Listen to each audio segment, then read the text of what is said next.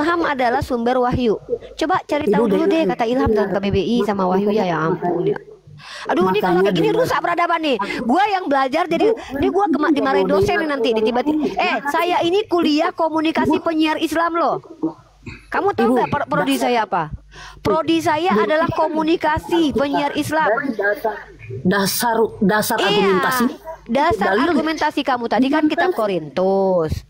Kamu di situ ilham. Di situ mana tertulis bahwa ilham adalah sumber wahyu? Nih jangan sekate-kate nama-nama firman Tuhan. Makanya Masya Allah. di sini dibilang segala yang diilhamkan Allah, yang diilhamkan Allah. Ya. Nah, ilham itu artinya apa? Definisi ilham apa?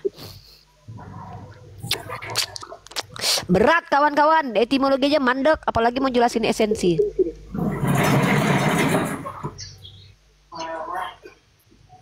Berat, sulit. Orang Kristen itu ketika berbicara. Selamat sore Pak Datuk.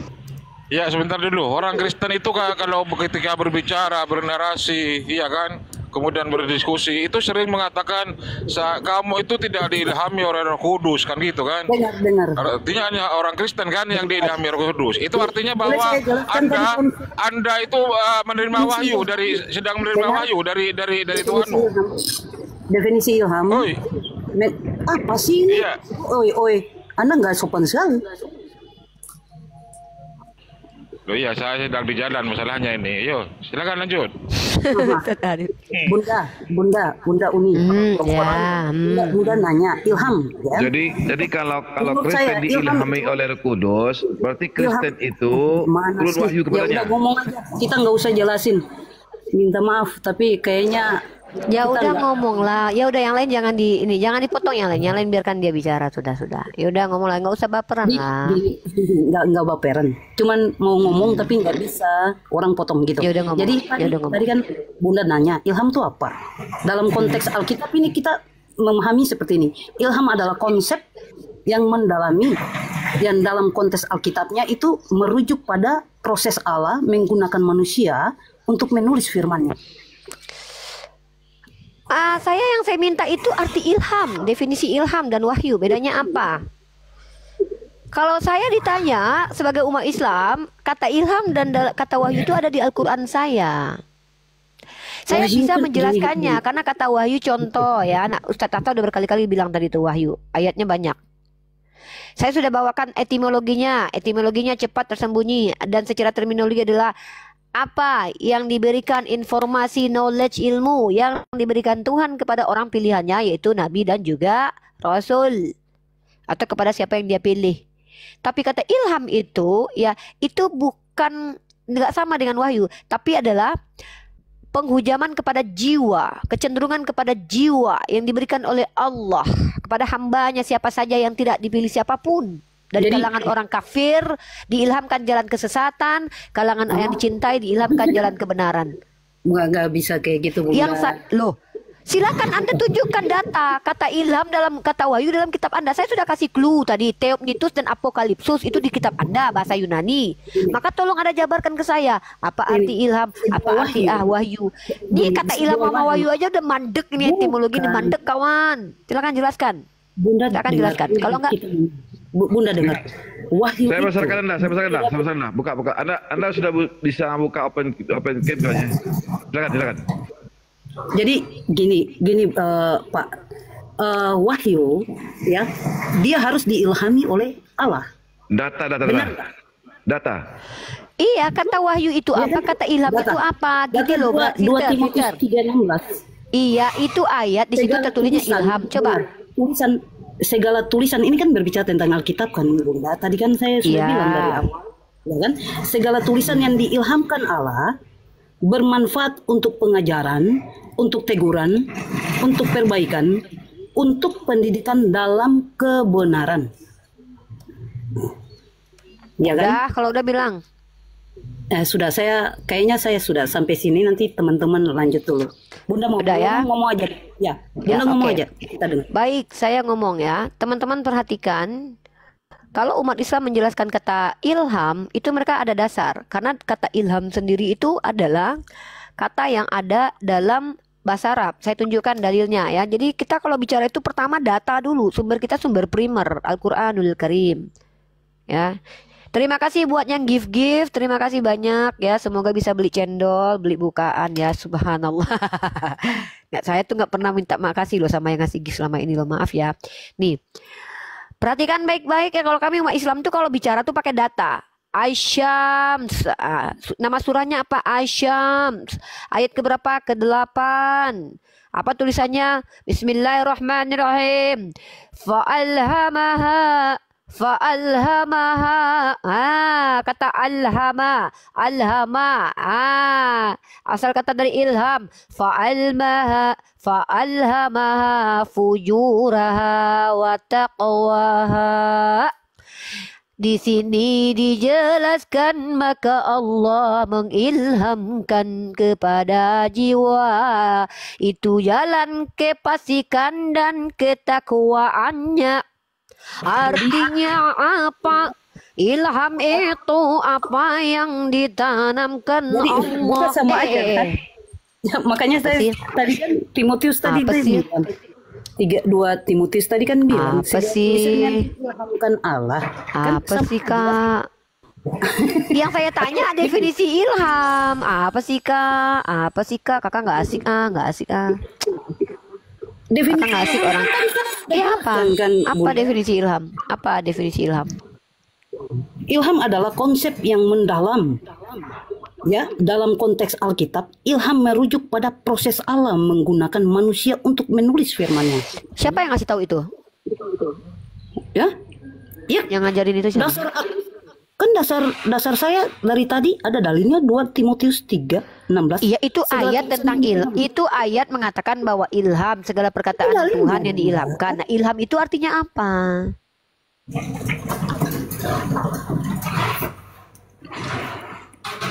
Kan tadi sudah bilang ilham adalah konsep yang mendalam. Ya, dalam konteks Alkitab, ilham adalah konsep yang mendalam. Oke, ilham adalah konsep yang mendalam. Konsep artinya apa itu? Kenapa ilham dikatakan konsep? Ini ilham ini konsep atau ilham? Ilham itu konsep yang mendalam. Sementara konsep adalah hasil produk pikir manusia. Coba, Devi. Ini gimana ini? Etimologinya mandek nih. Konsep aja artinya adalah produk berpikir manusia. Loh, memangnya Allah nggak punya konsep? Itu nggak urusan Tuhan. Saya bicara tentang ya ilham itu berarti itu ilham itu konsep Tuhan. Gini, beda, ilham itu konsep Tuhan dalam konteks dalam konteks iya ini ya kan Bunda. Ini kakak ini nggak ngerti dia bahasa Indonesia kayaknya susah dia nih, sulit memang. Yaudah, berarti Bunda, ilham itu konsep dari Tuhan ya. Iya, dalam konsep dalam dalil ini, merujuk dalam dalil ini. Iya, dalam dalil itu ilham artinya apa? Bunda tadi nggak dengar? Saya ulang-ulang. Enggak, saya dengar tapi saya nggak ngerti omongan Anda. Saya nggak paham apa omongan. Ilham adalah lagi konsep yang mendalam yang dalam konteks Alkitab. Ilham merujuk pada proses Allah yang menggunakan manusia untuk menulis firman-Nya. Itu makanya di dalam berarti proses ya. Udah, saya tahu. Berarti ilham itu adalah proses. Oke. Baik, sekarang saya mau tanya, Lukas pasal 3 nomor 23 dibuka. Apakah itu ilham Tuhan? Silakan dibuka. Proses proses.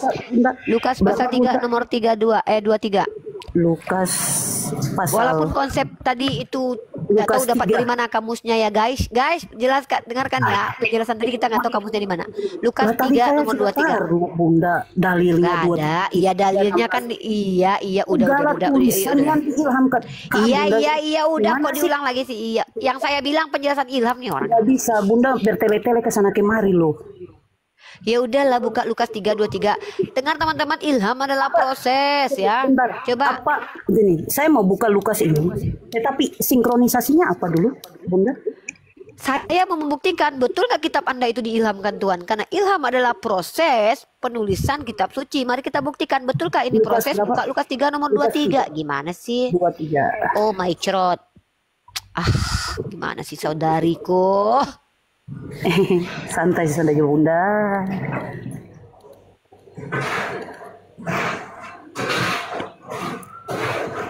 Ya, silakan Bunda. Lukas pasal 3 nomor 3. Silakan dibaca, baca aja. Bunda bacalah. Kan Bunda. Saya. Ketika Yesus memulai pekerjaannya, ia berumur kira-kira 30 tahun dan menurut anggapan orang, ia adalah anak Yusuf dan anak Eli. Proses penulisan ini mengutip anggapan orang, betul? Ya. Anggapan orang ini ilham dari Tuhan. Kan dari tadi saya bilang. Ya kan tinggal dijawab. Merujuk pada Timotius 3:6, segala tulisan yang diilhamkan Allah. Oke. Ya kan? Betul kan? Betul. Betul kan? Udah? Ya. Udah? Oke. Berarti Lukas pasal 3:23 ini ayat yang diilhamkan oleh Tuhan Anda. Itu poinnya ya. Pertanyaan selanjutnya. Perhatikan ayat ini baik-baik. Nih, lihat dulu dong. Nanti nggak lihat lagi, jawab lagi. Lihat. Ketika, saya ulangi. Kan ini buktinya saya santai dong. Kita santai lah. Pelan, slowly, but sure.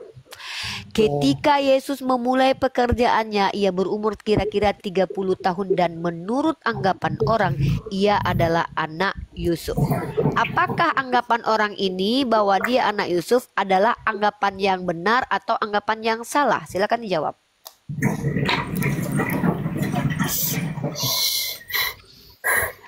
Di dalam Alkitab, kita merujuk pada Alkitab ya. Apa yang ditulis di dalam Alkitab, saya katakan yes. Oke, berarti anggapan orang ini betul bahwa dia anak Yusuf. Berarti Yesus adalah anak kandung Yusuf. Baru ini aku dapat jawaban keren. Dianggap, iya kan?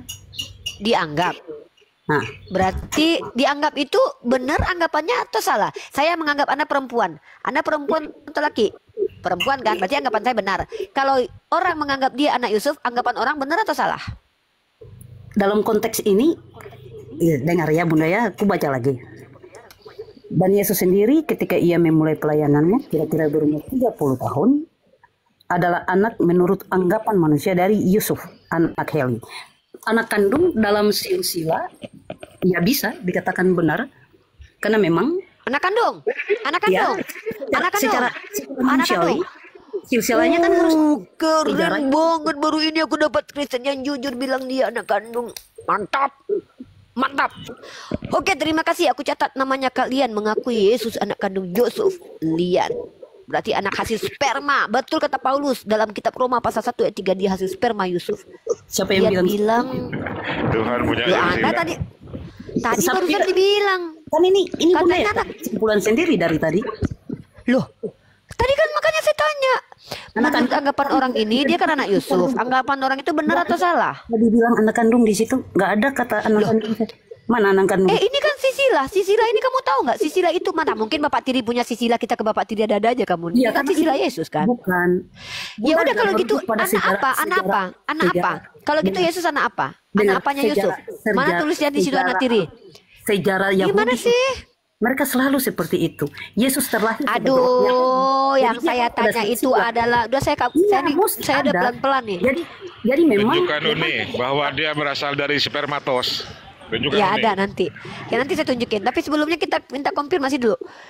Tadi Kanda bilang bahwa proses Bunda. penulisan itu adalah Bunda, Yesus itu terlahir sebagai orang Yahudi.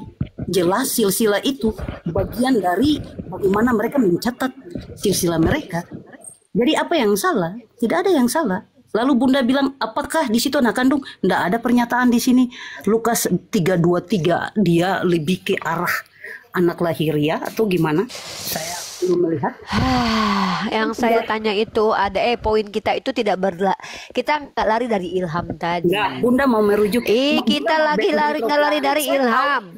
Anda bilang kitab Anda itu diilhami Tuhan. Kok saya tahu seolah-olah jadi Tuhan aja. Kok kayak tahu aja. Bunda mau membenturkan bahwa ini Roh Kudus jadikan nggak bisa Bunda ngomong, nggak bisa bohongin kita.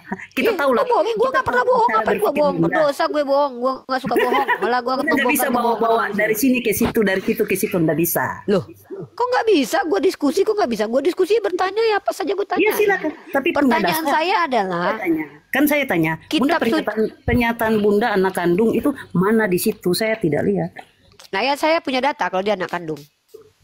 Silakan, itu silsilah itu. Jadi kalau Anda punya silsilah artinya apa? Silsilah artinya apa? Ya itu garis keturunan kan yang ditulis. Garis keturunan bisa nggak ke Bapak Tiri? Ada dasarnya? Ada dasarnya? Coba tunjukkan sisilah yang saya tanya sama kamu. Bisa nggak sisilah ke Bapak saya Tiri? tidak bisa menjawab sesuatu yang tidak punya Ya dasar. nggak bisa. Yang namanya sisilah kamu tengok di KBBI pun yang namanya Kalau sisilah itu anak penyembah kandung. Bunda Ya bertanya, penyembah manusia berkelamin. Tunggu dulu Lian. penyembah batu.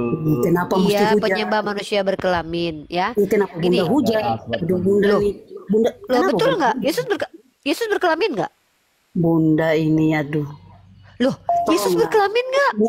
Punya etika Loh sedikit. saya Bunda. tanya Yesus Itu berkelamin nggak? reaksi. Sebentar ini. Itu reaksi dari teman Anda. Baru masuk Iya. langsung bilang penyembah batu. Kayak dibilang penyembah batu saya kasih tahu kalau menghujat dia itu. penyembah. Makanya saya langsung turunkan. Yang menghujat langsung turunkan. Emang Yesus nggak berkelamin? Ada-ada aja kalian. Sekali lagi teman-teman muslim tahu kan sistematika ini. Jadi kan gantian lah. Banyak kali kau ngomong dari tadi Lian. Kalau kau nggak suka ya tinggal turun ribet Yang banget. lain. Ya, bentar Bunda. Dulu. Ya, Mas Syaf, selamat sore Mas Syaf. Dasar Bunda nggak ada loh. Masa saya udah, gitu? Udah di sini. Udah di sini aja nggak usah turun. Udah. Iya. Abis Ya, Mas Mas Syaf, Sof tolong selamat ngomong. sore Mas Syaf. Islam Pakistan. Mas Syaf, Islam. Kalau Islam di bawah dulu Bang ya. Yo. Oke, teman-teman perhatikan ya. Saya mau rumuskan lagi konstruksi berpikir tadi ya. Perhatikan teman-teman dengan baik dan benar ya. Orang berakal nih pasti paham. Pertama, Ibu Lian ini mengatakan bahwa seluruh tulisan dalam kitabnya itu diilhamkan oleh Tuhan. Apa arti ilham Ibu? Dia jawab, ilham adalah proses penulisan dari Tuhan. Ya, itu proses. Kalau memang proses penulisan itu semua diarahkan oleh Tuhan, datang dari Tuhan, maka tentulah semua proses itu adalah proses yang benar, informasi yang benar. Harusnya begitu. Karena Tuhan, nggak mungkin Tuhan bertele-tele mau menyesatkan manusia.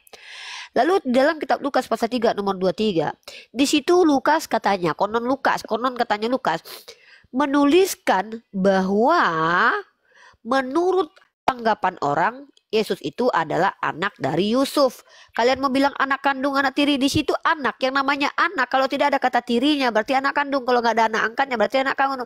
Orang tahu dia anak Yusuf. Kenapa? Mamanya itu suaminya si Yusuf. Orang suami istri tiba-tiba hamil ya wajar. Orang menyangka dia adalah anak kandung Yusuf. Paham nggak? Masa gitu aja blunder ya? Mana mungkin dikatakan anak tiri? Emang ada orang lihat kalau dia nggak hamil ditiduri sama Yusuf? Ya. Nah. Jadi ketika orang menganggap bahwa dia adalah anak kandung dari Yosef karena Yosef adalah suami dari mamanya, maka muncul pertanyaan di sini.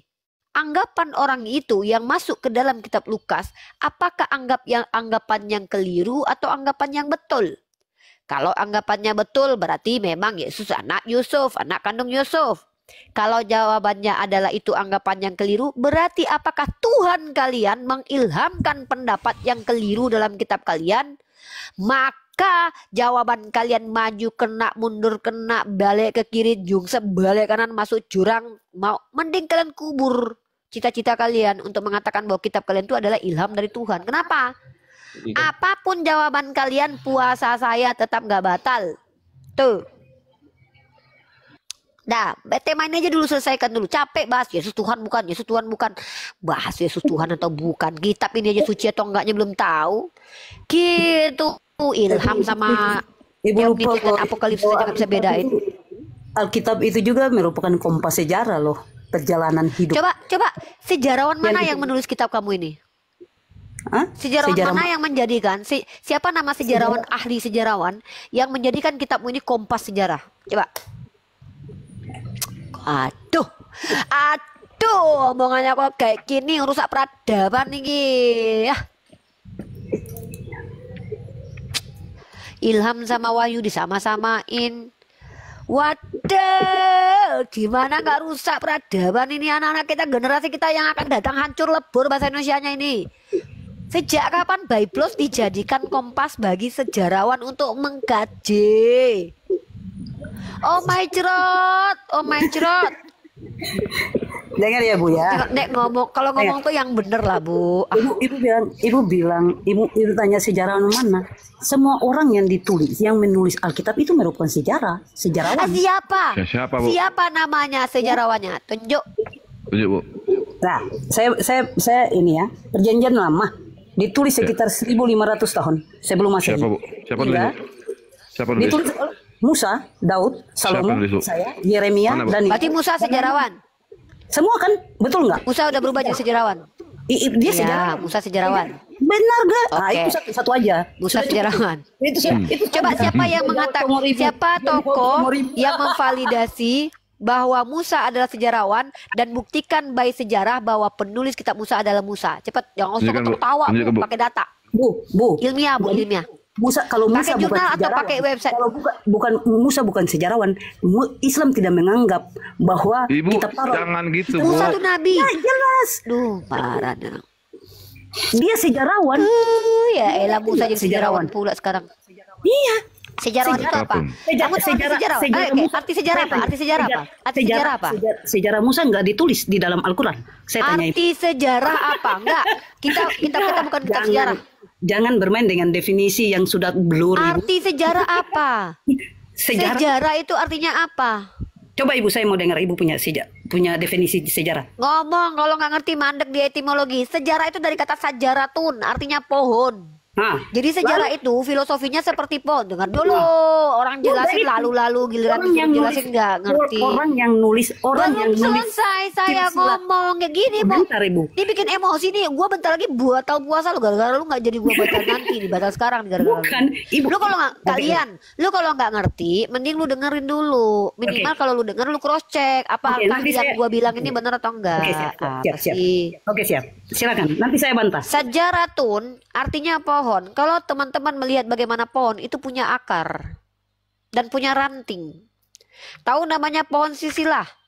Pohon sisilah itu adalah bagaimana kemudian seseorang itu diketahui nenek moyangnya dari bapaknya, kakeknya, keturunan apa, bani apa sampai kepada nenek moyang tertinggi. Itu namanya pohon silsilah. Kenapa dikatakan pohon silsilah? Karena orang mencari tahu bapaknya siapa, namanya siapa, dan itu masuk ke dalam kategori sejarah. Ya, dan cerita tentang seseorang diketahui dari siapa, dari mulut ke mulut, apakah orang itu valid atau tidak, siapa apa kaitannya, itu namanya sejarah. Dan hasil usaha dan upaya manusia untuk mencari tahu sejauh mana pengetahuannya tentang objek yang dikaji menggunakan metode-metode keilmuan, itu namanya sejarah. Kalau kitab suci kamu bilang sejarah, berarti fik. Kitabmu bukan dari Tuhan, tapi dari manusia, karena sejarah itu adalah apa yang diupayakan manusia menggunakan metode-metode. Kalau kamu bilang kitab sucimu adalah sejarah, ya sudah berarti kitabmu bukan wahyu. Saya punya dalil yang tepat. Gimana ini? Saya punya dalil sudah saya taruh di depan Ibu, bahwa segala tulisan, ilham itu sejarah atau apakah ilham itu sejarah? Sejarawan kan Ibu. Ini bahaya nih. Ibu ini kalau sempat jadi guru nih hancur rumah sekolah nih ya. Ibu ini kalau jadi guru nih bahaya kalian, serius. Keluarkan anak kalian kalau gurunya kayak gini, serius. Jangan masukkan anak ke dalam sekolah kalau gurunya seperti ini, serius. Etimologi aja dia nggak ngerti loh. Etimologi aja dia nggak paham. Ilham, sejarah, wahyu, nggak nyambung dari tadi. Ibu bisa saya bicara? Saya coret nih kalau di kampus saya sudah usir ini, serius. Ibu menerangkan apa itu sejarah? Ilham. Apa itu sejarah? Wahyu. Terus Ibu menyangkal silsilah yang ditulis di dalam Alkitab itu bukan merupakan sejarah. Itu kan aneh. Aneh. Ibu udah lari dari segalanya. Siapa yang bilang kitab lu bukan kitab sejarah? Gua nggak bilang kitab lu bukan kitab sejarah. Lu kan bilang kitab sejarah. Gua tanya sejarawannya siapa? Kitab lu penulisnya siapa? Lu bilang Musa. Sejak kapan Musa menulis berdasarkan penelitian seperti Lukas? Musa itu adalah nabi, di mana kata Tuhan dalam Ulangan 18:18 seorang nabi itu firman Tuhan diletakkan di mulutnya. Ini orang ngada-ngada dari tadi ini antara nabi sama sejarawan. Sejarawan sama nabi beda loh. Sejarawan sama nabi beda loh. Ini orang ngomong dari tadi apa ini ya? Sayang, sorry. Bikin batal puasa. Nggak usah panggil-panggil sayang lah, udah ngerusak peradaban. Saya orang yang sangat tegas. Kalau orang yang merusak peradaban itu nggak layak dikasihani, teman-teman. Saya lebih baik mengasihani orang botol, serius. Ada orang aku awam, saya nggak ngerti uni, tapi banyak bicara etimologi nggak ngerti dari tadi. Bunda berusaha melepaskan bagian dari Alkitab yang sebenarnya utuh gitu. Ketika Bunda punya sejarawan ya mana yang tulis bagian dari Alkitab, gue kasih. Kenapa Bunda nggak mau terima? Kenapa Bunda mau pilah-pilah Musa dibuang dan sebagainya? Musa itu bagian dari Alkitab, nggak bisa dibuang dia. Ya apa saya gimana? Bunda berikan saya berusaha masuk dalam definisi Bunda dan Definisi yang mana? Definisi yang mana? Yang tadi sejarawan kan? Yang tadi Ya, Bunda kasih. sejarawan itu definisinya apa? Yang tadi Bunda jelaskan mengenai akar ini. Bunda Itu nggak usah- sejarah. Yang sejarawan apa? Sejarawan itu orang yang mengutarakan sejarah itu, Bunda. Aduh Tuhan. Ya. Bunda. Oke, Gimana berarti sih Musa orang itu Bunda mendapatkan Loh, Ya, saya ini Mbak. sedang membongkar otakmu, Sejarawan- penuduh otak saya. Kalau gitu Musa Sejarawan itu yang menulis sejarah kan? Sejarawan itu yang menulis sejarah kan? Kan Oke. gitu. Ah gitu. berarti Musa sejarawan ya? Iya, Musa juga bagian Oke. dari sejarawan. Berarti Daniel juga. Musa mendapatkan Orang di informasi dalam dalam Alkitab merupakan Aduh, ini sejarah. orang cerocos aja lu, orang udah TikTok supaya, ngomong masih supaya Bunda cerocos tahu, aja. ya kan, supaya Bunda paham itu. Bukan Bunda di sini untuk mendikte orang lain. Apa sih lu, gua nanya kok lu didikte? Dari tadi lu ngomong nggak jelas. Sekarang saya tanya sama kamu nih. Apa yang Musa itu nggak jelas? sejarawan. Coba tunjukkan satu data yang mengatakan bahwa Musa sejarawan. Yang bilang siapa? Dia menulis Satu sejarah. datanya. Dia menulis sejarah. Dia menulis Sejarah sejarah. sejarah apa? Sejarah apa yang ditulis? Sejarah apa yang ditulis? Sejarah di dalam Alkitab mengenai perjalanan kejadian kitab Yang kejadian. bilang dia sejarah Muhammad siapa? Sejarawan siapa? Iya, yang bilang dia sejarawan siapa? Yang bilang sejarah bukan yang Bunda dari Bedakan antara sejarawan dengan pelaku sejarah. Hei, dari Bunda definisi Bunda. Sejarawan itu orang yang menulis sejarah. Benar nggak? Udah belum? Udah. Gantian lo capek. Udah. Udah, diam, di mute. Kenapa di mute? Biar saya mau ngomong, nggak nyaman kalau ngomong diketawain orang gitu, apalagi ketawanya nggak jelek banget Lanjut ketawa lu, dulu serius. ya. Pak. Saya mau makan Perhatikan pas teman-teman. dulu, saya turun. Ada 4 definisi yang coba disesatkan oleh saudari kita Lian dari tadi di sini. Pertama, definisi ilham, teman-teman. Kedua, definisi wahyu, teman-teman. Saya nggak tahu dia dapat kamus dari mana ini. Yang ketiga, definisi sejarah. Yang ketiga adalah definisi silsilah. Yang kelima adalah definisi sejarawan. Perhatikan teman-teman, dia mengatakan bahwa kitabnya adalah ilham, yang artinya ilham adalah sumber dari wahyu. Sementara ditanya artinya apa, dia tidak menjelaskan dan tidak memiliki literatur, baik KBBI pun dia tidak bawa. Sejarah, saya sudah jelaskan sejarah, asal kata sejarah dari kata sejaratun, ya. Dan kita tahu bahwa sejaratun artinya adalah pohon, dimana kalau kita lihat pohon itu ada ranting. Bunda, saya Aduh, ya, saya ada- belum selesai nih Bunda. kalau orang. Minta maaf. Udah saya gini aja turun deh. nanti baru saya lanjut ya. Gini nih, ya, ini terakhir lian. Oke, Bunda. Oke, Ketika Bunda. Musa menuliskan sejarah, ketika Tuhan mencium persembahan yang harum itu, berfirmanlah Tuhan dalam hati. Berarti Musa sedang menuliskan sejarah, Tuhan berfirman dalam hati. Pertanyaan saya, yang mendengarkan firman dalam hati ini siapa?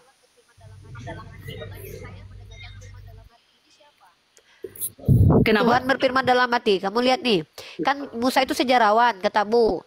Ketika Tuhan mencium persembahan yang harum itu, Itu kitab berfirmanlah apa ya, Bu? Tuhan dalam Maaf, hatinya. itu Kitab kitab apa itu? Kejadian, kitab Kejadian. Oke. Nah, di sini Tuhan berfirman dalam hati. Firman Tuhan dalam hati adalah, aku tak akan mengutuk bumi. Apa metode Musa untuk mengetahui isi firman Tuhan dalam hati kalau ini adalah kitab sejarah? Silakan jawab. Ilham Tuhan. Katanya sejarah. Ini sejarah atau ilham Tuhan gak sih? Kan dibilang di situ segala tulisan. Dengar teman-teman, antara sejarah dan ilham tak Bunda, mampu lagi dibedakan teman-teman. Bunda nggak Lihat, balik lihat. kepada dalil Katanya saya. tadi sejarah, sekarang ilham. Bukan. Mana satu Gini, nih? sejarah harus ditulis kan, Bunda. Sejarah kan harus ditulis. Dan itu Iya, Papa Zola. Ini yang merusak peradaban Papa Zola. Papa Zola harus Bunda datang hancur, ini Bunda. demi kebenaran. Bunda Yang hancur. telah merusak Karena- anak-anak Bunda- bangsa dengan mengatakan karena Bunda- kalau sejarawan adalah sejarah Hancur. adalah ilham Papa Zola. Papa Bunda Zola hancur. harus datang ini memberangus liang. Ini Saya awan sudah si tahu dari adudu saya, dari Bunda. planet Saya lain tidak pernah merusak berbicara peradaban tempat itu. Indonesia. Papa Zola. Argumentasi saya selalu ada dasarnya, Bunda. Papa Zola.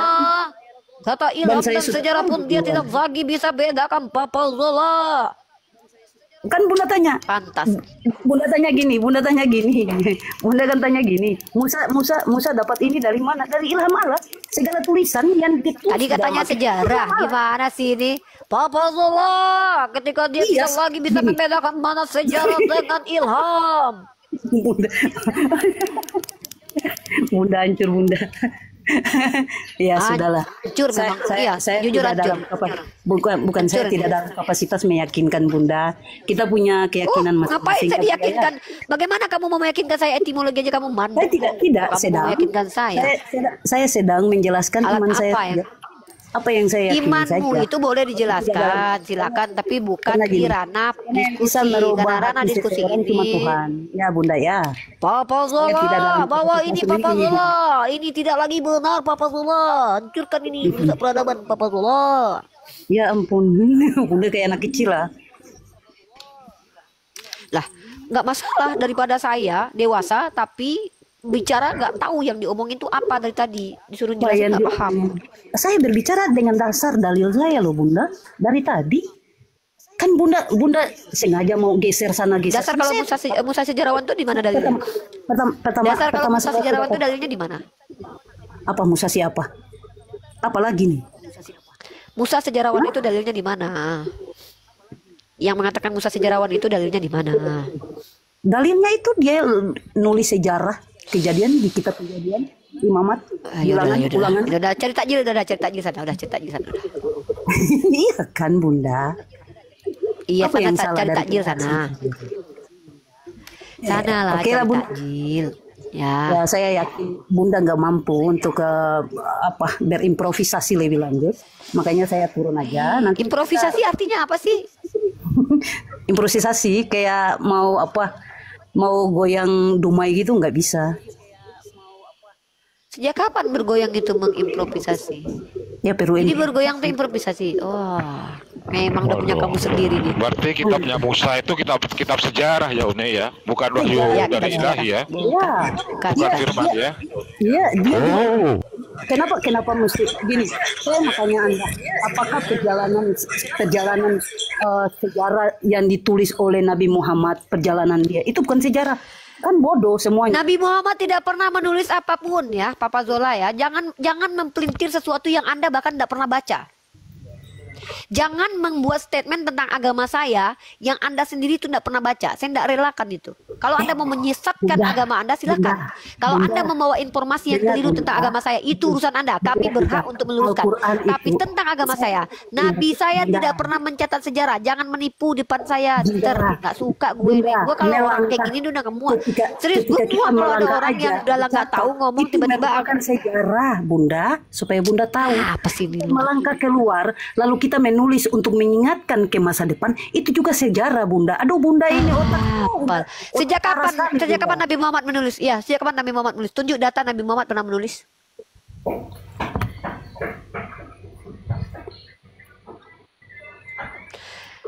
Lu orang kalau ngomong tak ada data jangan ngomong. Rusak peradaban anak-anak kecil, kasihan generasi kita ditipu sama lu orang. Oh, jadi ngomong dari tadi jadi udah jelas. Al-Quran itu tidak ditulis. Al-Quran itu tidak ditulis, Bunda. Al-Quran ditulis, tapi kamu itu bilang ditulis bahwa itu. Nabi Muhammad Ditulis untuk bagian dari sejarah. Siapa yang nulis? Yang nulis siapa? Bagian dari Yang sejarah nulis siapa?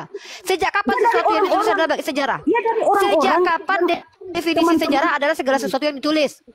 Ini orang Iya, ODGJ ini, ODGJ serius. Ini akut. Ini gelang ungu. Orang ini gelang ungu. Barangan Wallahi Bunda orang ini ini. gelang ungu. Sudah parah. Tahu enggak? Sudah parah nih. Tahu enggak? Al-Quran itu Serius, demi Allah, ini udah akut dan ini sudah stadium ke-14. Berbicara sesuatu yang tidak punya data, lalu kemudian menyimpulkan apa yang dia tidak pernah baca, ini lebih lebih akut. Aku lebih menghargai Ibu Darni. Serius, ini sudah, aduh ya Allah, ya Rob, ya Rahman, ya Karim. Ya nanti kalau aku ngadu sama Allah, aku yang dimarahin Allah. Ngapain saya berdebat sama orang botol gini? Saya juga nanti kalau ngomong sama malaikatnya, saya ditampar sama malaikat takutnya nih. Ngapain kamu debat sama dia? Udah tahu dia kayak gitu akut. Bener, nih malaikat marah nih sama gue nih. Kalau gue ngadu sama malaikat, capek gue ngadapin otensilian namanya. Malaikat bakalan, ngapain kamu? Jangan ke malaikat, gak usah ke malaikat deh. Kepala prodi gue. Pak Dos, ini Pak, Bapak lihat nih YouTube-nya Cak Tata. Aku diskusi. Paling dosen gue bilang, sekarang Uni saya tanya, yang bodoh siapa Uni? Dia atau Uni? Lama saya menenung. Saya yang bodoh dosen. Ya udah Uni, nggak usah ngeluh ya Uni ya. Semangat ya Uni ya, semangat. Serius, ini sudah akut. Ilham nggak ngerti, wahyu nggak ngerti, sejarah nggak ngerti, silsilah nggak ngerti. Bicara tentang Nabi Muhammad. Serius, ini kalau gue ngomong sama rektor, Pak Rektor, tolong Pak Rektor, gue tadi ngomong gini. Pak Rektor bilang gini, Bu, yang bodoh siapa Bu? Iya Pak Rektor. Ya udah, serius, gelang ungu. Ya, gelang ungu. Itu ya. Mending jualan cincau aja tuh ibu-ibu ya. Serius, merusak peradaban asli. Ini ya Allah ya Rob, Ustadz Arif, kebayang nggak Ustadz Arif kalau banyak manusia seperti ini lalu dia mengajar, bagaimana rusaknya peradaban kita ini nanti? Ikhwah, antum tidak berpikir begitu? Tidakkah antum berpikir putri putra antum nanti berhadapan dengan orang-orang ini dan mereka itu masuk ke dalam instansi pemerintah menjadi guru, menjadi pengajar, lalu orang-orang seperti ini? Gimana coba? Bayangkan bagaimana anak generasi kita. Come on. Ayolah umat Islam, tekankanlah untuk menuntut ilmu kepada anak-anak. Bayangkan loh dari tadi yang dibicarakannya entah apa saja. Arti wahyu, arti ilham, arti sejarah, arti sisilah. Gak ada lagi beda ayam sama bebek. Astagfirullahaladzim. Ya, udahlah, saya sudah bilang dari awal. Di mana saya berada di komal umat Islam, jadilah kalian penanya yang baik. Biar saya menjawab. Karena saya belajar untuk kalian. Karena ketika kalian menjelaskan, kalian hanya merusak, mempermalukan ras manusia. Kalian tahu nggak ada bunyi-bunyian yang nggak bermakna? Itu datang dari kera tuh. Apa itu artinya? Nggak ngerti. Nggak ada poin yang bisa diambil. Serius. Sejak melihat orang-orang seperti tadi, saya percaya teori Darwin. Serius. Saya percaya teori Darwin. Manusia itu berevolusi. Serius. Tapi bukan dari kera ya. Tapi jadi kera. Serius. Serius nih. Nggak bohong nih. Aduh, si Darwin bener banget ini. Berevolusi ini manusia nih, lahir sempurna jadi manusia, berubah jadi kera. Apa yang dibicarakan dari tadi tidak ada makna. Apa artinya? Apa bedanya? Apa bedanya dengan kuak kuak kuak? Apa bedanya dengan itu? Selamat sore. Ya, selamat sore. Ya, di sini ada. Ya, Ebisnat, mending nanya aja, nanya aja. Kalian yang ngomong kok kami yang pusing ya. Gimana Noah? Ya karena kau punya kepala. Kalau nggak mau pusing jangan punya kepala lah. Gini, Iya, orang ini ngomong aku mau nanya. kok kami yang pusing. Ya karena kau punya kepala. Kalau nggak ngerti, IQ-mu tidak mampu menanggapi perkataan orang lain, jangan salahkan kami lah. Iya, ambo sakit kepala. Ya, yang Kristen tanya aja ya. Daripada kalian ngomong membuka mulut yang keluar Aku cuma bisa nanya hawa nggak? nafsu aja. Ya silakan. Ya, Ebisnat, mending tanya aja lah Ebisnat. Nanya aja. Jawab pun nggak ngerti juga. Tanya pun jangan-jangan salah lagi. Kan Al-Quran kan ada kan cerita-cerita orang Israel. Mulai dari Musa, Yusuf, Ya, Yunus. terus masalahnya apa? Tapi kenapa Tuhannya orang Israel sama Islam beda? Lalu kenapa Bedanya di mana? umat Muslim Sabar, benci banget sabar. sama Yahudi gitu? Oke, nih ya, terima kasih sudah mengingatkan aku ini materi. Teman-teman perhatikan ini materi baru ya, Masya Allah. Perhatikan ini materi baru, Ebisnat, kamu beruntung sekali hari ini. Kamu mendapatkan materi baru saya yang sudah saya kaji satu hari ini ya, Masya Allah. Tema pertama adalah apakah Tuhannya Yahudi dengan Tuhannya umat Islam berbeda? Pertama, tanya orang Yahudi ya, Tuhannya beda atau enggak? Jangan tanya kami. Kalau kami mengatakan Yahudi yang mana? Yahudi juga ada penyembah Molok dan juga penyembah Baal ya. Coba saya kasih kamu data bahwa Tuhannya orang Yahudi dengan orang Islam itu mereka coba samakan. Ini saya kasih kamu data ya, dari Kristen, bukan dari saya, oke? Nih. Ini nih, terima kasih kamu udah naik ke sini. Telah membangkitkan.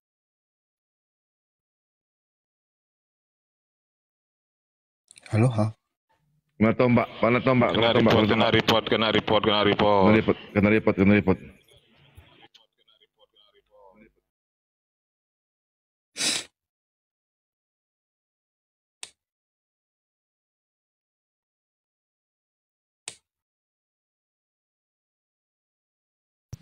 Ayo Ustaz Tata, yuk Bang Tata, nunggu Uni yuk. Ayo dijawab, ayo. Ayo apa nunggu Uni naik. Dijawab, siapa yang bisa jawab? Ya, besarkan saya.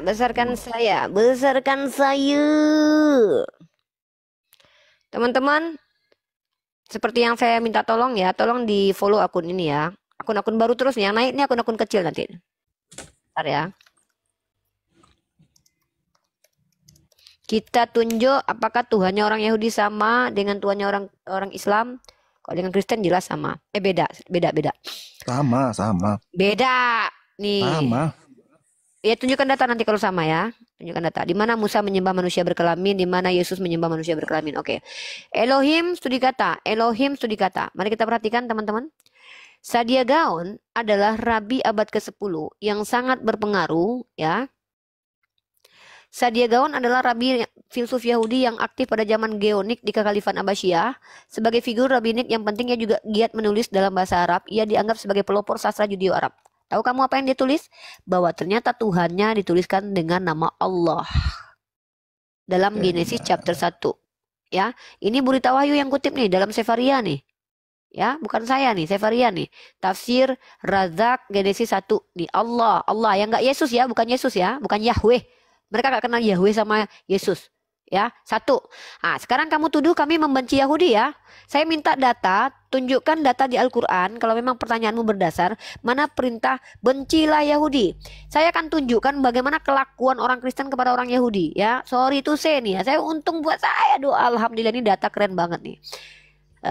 Data ini data yang ntar sedikit ini ya. Kita tunjuk ini.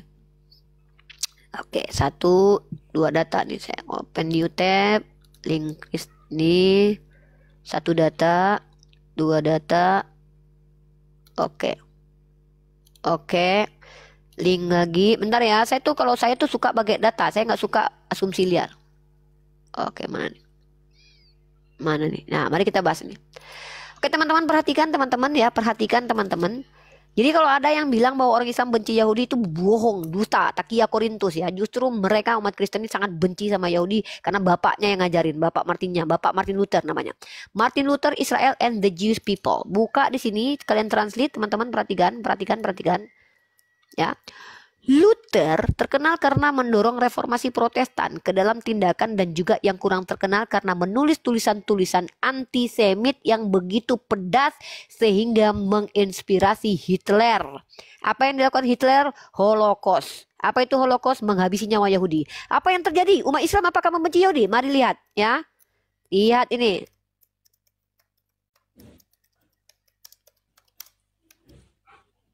Bentar. Ayo Desman, naik kau Desman. Hoi. Sudah kucambak kau, hoi. Ya, nih. Katanya tadi siapa yang membenci orang Yahudi? Orang yang membenci Yahudi siapa? Perhatikan teman-teman, ini dari VOA ya, VOA, dan ini boleh masuk karya ilmiah. Kalau berita ini boleh, VOA Timur Tengah. Israel berterima kasih kepada Maroko atas jasa melindungi umat Yahudi saat tragedi Holocaust, yang ngehabisi nyawa Oten, yang lindungi Islam, yang dituduh benci Yahudi, Islam, koplak nggak undasmu itu? Hah? Yang melindungi orang-orang itu dari dihabisi nyawanya sama rakyat kalian di Jerman sampai kabur-kaburan, itu Einstein aja itu kabur gara-gara dia mau dihabisi nyawanya sama orang-orang sekolong Hitler. Yang lindungin itu orang Maroko yang mayoritasnya Islam. Kok kalian tuduh pula kami yang benci? Terlalu kalian kayak filter aku nih. Terlalu kelakuan kalian tuh. 6 juta orang Yahudi dibunuh hidup-hidup. Perang Yom Kippur terkenal dengan perang negara Israel melawan 11 negara-negara Arab, dan itu semuanya tertulis di sejarah tahun 1948.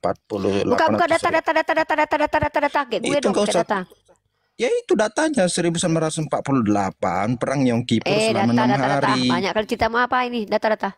Perang Yom Kippur, siapa pun tahu itu. Data. Mau minta data apa lagi? Itu aku bilang perang Yom Kippur. Kamu tahu gak data itu apa? Data itu adalah apa referensi yang kamu baca, lalu kamu perlihatkan kepada kami sehingga kami tahu bahwa kamu tuh betul-betul baca referensi, bukan keluar dari hidungmu itu. Uni nanti searching aja di Google perang Yom Kippur. Aduh, ya udah. Kalau kamu nggak bisa punya data, saya yang tunjukkan data. Udah mau buka kita. Nih satu lagi. Perang Yom Kippur. Kalian itu jangan songong. Saya ini berdata.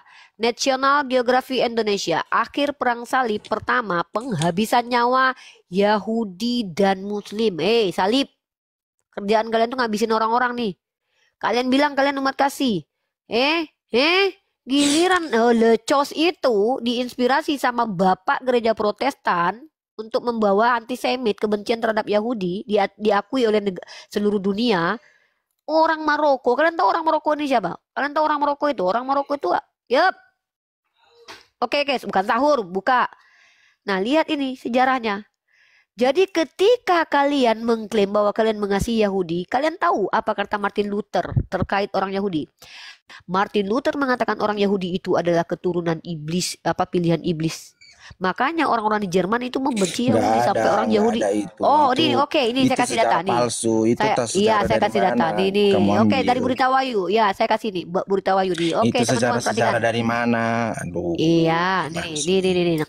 Gimana kau? Al-Qaeda itu semua terbukti. Iya, tunjuk data. Mana? ISIS Al-Qaeda. Tunjuk ISIS Al-Qaeda datanya. Datanya 2001 mana? Waktu data. Kembar di Amerika Serikat 11 September. Data, peka. Ya, udah, itu jangan lupa saat ini. Nih, ini yang nulis siapa nih?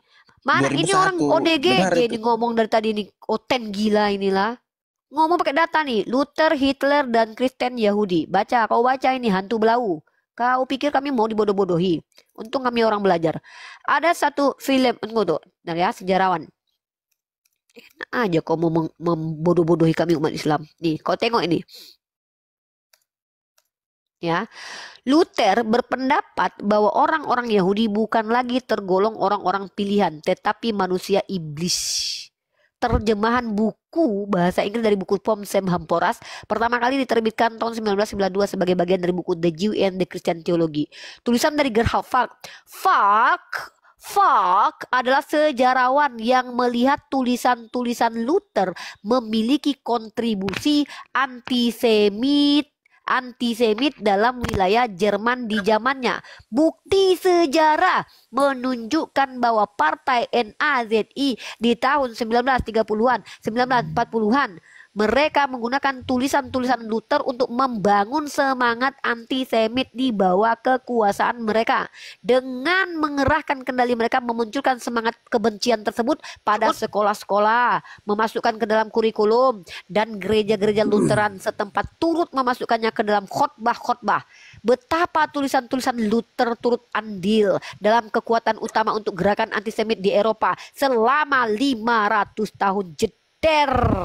Ya, jangan kalian bicara tentang sejarah sama aku. Aku punya data. Ya, bicara sejarah dari tadi ngomong cerocos saja, giliran kitabnya dibilang sejarah, giliran sejarah dibilang kitabnya, suka-suka dengan goyang kalian. Udah lanjut, Bang Datu. Semua ya, saya sudah selesai. Teman-teman perhatikan, giliran Zeus dihabisi nyawanya yang menyelamatkan Islam. Ketika dihabisi nyawanya, ingat Umar Ibn Khattab datang ke Yerusalem. Apa kata Sopronius?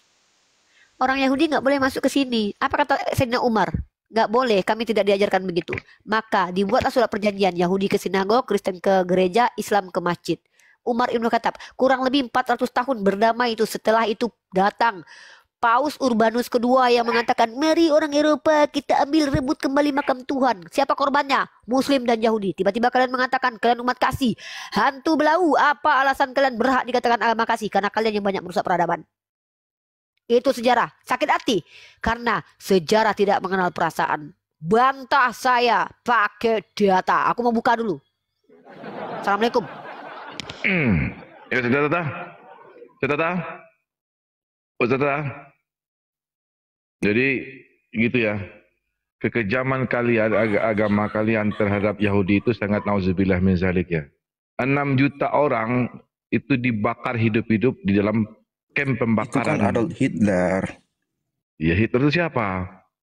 Hitler ini terinspirasi dari situasi politik di negaranya yang kebetulan pada tahun-tahun itu Hitler itu seorang Kristen Protestan. Kristen Katolik itu Roma. Protestan, siapa bilang Hitler itu Katolik? Menurut sejarah yang saya ketahui, Hitler itu beragama Protestan. Dengar-dengar Pak. Ya. Waktu Hitler hidup di Jerman, banyak orang-orang Yahudi yang menguasai itu pusat politik. Protestan, gimana pula ini? Emang Jerman itu Katolik? Aduh, mampus deh. Jerman itu pusat dari Protestan itu Jerman. Kok Katolik pula si Hitler? Dengar, Adolf Emang Hitler itu pusat terinspirasi Protestan di dari mana? Pusat Protestan di mana? pusat Protestan. Ya di mana? Mana saya tahu pusatnya Protestan Di di mana? Jerman. Pusat Protestan itu di Jerman. Nak Ebisnat, coba kau lihat. Coba kau lihat. Pusat Protestan itu di Jerman. Makanya Martin Luther itu orang Jerman. Iya, Martin Luther tahu di Jerman. NAZI itu terinspirasi dari apa? Dari tulisan Mein Kampf. Ada tahu nggak Mein Kampf itu apa? Mein Kampf tahu nggak artinya apa? Mein Kampf. Apa-apa? Aduh, makanya udah belajar dulu lah.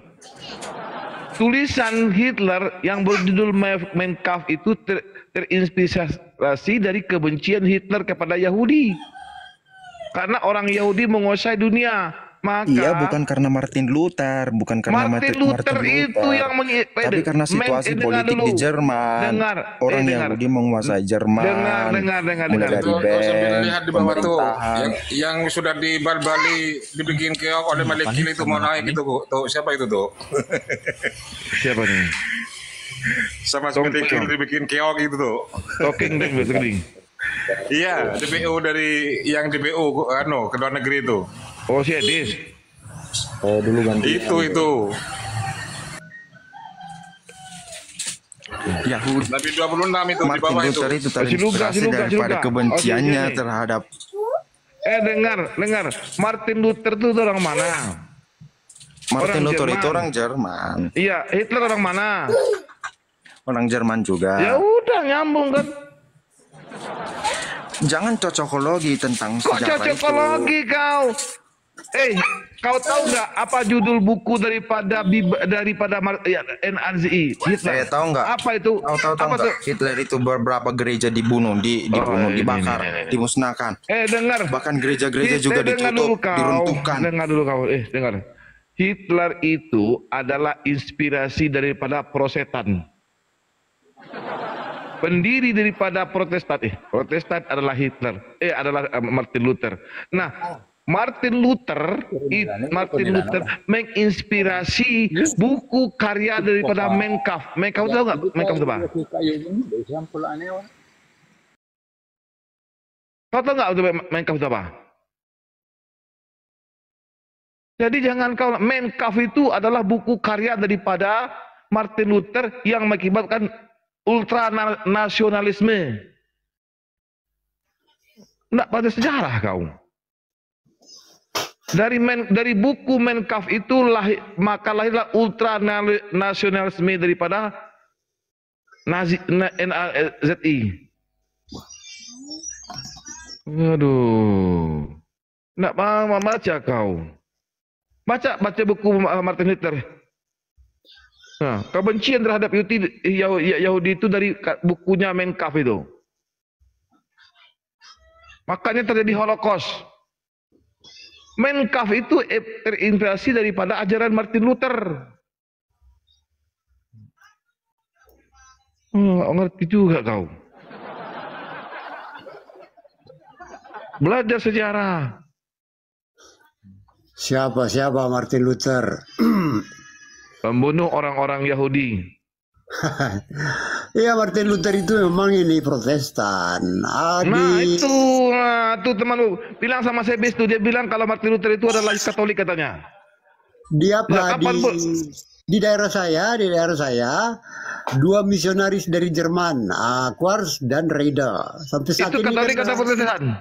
Ya, maka mereka di sini gitu. Enggak, itu Katolik atau Protestan? Protestan. Si Ebisnat bilang kalau di Jerman itu ada Katolik katanya. Kan lucu.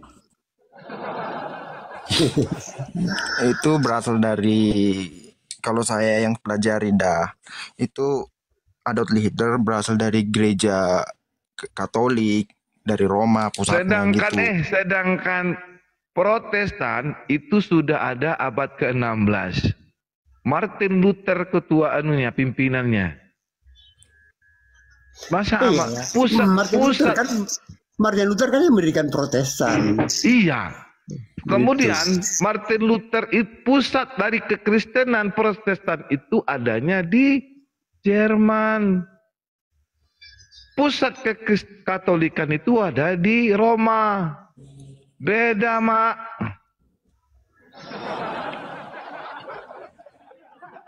Beda. Tapi gini. Tapi sejarah mengatakan, fakta mengatakan bahwasanya Islam lebih banyak kekerasan daripada izin turun dulu ya, agama-agama yang lainnya. baterai tinggal 2% ini. Yang membunuh 120 juta orang India di Amerika Kristen. Apa itu itu namanya perjanjian Tordesillas. Anda tahu nggak perjanjian itu siapa? Itu baru Mulai Katolik. dari ISIS, mulai dari Al-Qaeda, Kok ISIS mulai pula? dari Yang membunuh mulai jutaan perang orang Yom Afghanistan. Kippur, perang Yom Kippur, Yang bahkan, membunuh jutaan orang dengar. Yang membunuh orang jutaan orang Libya siapa? Yang membunuh jutaan orang Afghanistan siapa? Sekarang ajaran Bible mengatakan barang siapa yang tidak suka aku menjadi rajanya maka bunuhlah mereka di mataku. Matius 10:34. Jangan kamu mengira aku datang membawa damai di atas bumi ini. Aku datang untuk membawa pertentangan. Lukas 12:51. Jangan kamu mengira aku datang membawa damai di atas bumi ini. Aku datang membawa pertentangan. Al-Anfal 12 juga, perangilah dan Apalah bunuh ini? mereka. Mana? Tunjukkan bunuhnya. Tunjukkan. Besarkan kau. Tunjukkan bunuh. Di mana bunuhnya? Tidak ada Di kata bunuh situ. Al-Anfal 12, di Tunjukkan Al-Anfal kau berapa? 12, Tunjukkan dia. Tidak ada Al-Anfal satupun. Aku 12, besarkan kau. buka Aku besarkan aja, kau. Pak. Tunjukkan datanya. Tunjukkan Al-Anfal datanya. 12. Iya, tunjukkan datanya. Peranglah Iya, dan tunjukkan bunuhlah datanya. mereka. Tunjukkanlah Penggalah datanya. Tunjukkan. lehernya. Itu ayat perang itu. Potonglah jari-jarinya. Itu Itu Al-Anfal ayat 12. perang. Itu ayat Al-Anfal perang. 12. Itu ayat perang itu. At-Taubah dengan Al-Anfal itu ayat perang. Kenapa di At-Taubah tidak ada permulaan dengan kalimat Bismillah? Karena itu masih berkaitan dengan surah sebelumnya, yaitu surah Al-Anfal tentang ayat perang. Silakan dilanjut. Saya hanya sebagai host di sini, pembuka komal, tidak mau intervensi. Lanjut, Bang Tetu.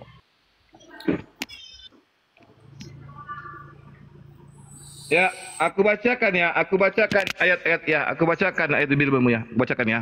Nih, aku bacakan satu-satu ya. Aku bacakan satu-satu Bibelmu. Nih ya, nih aku bacakan Bibelmu.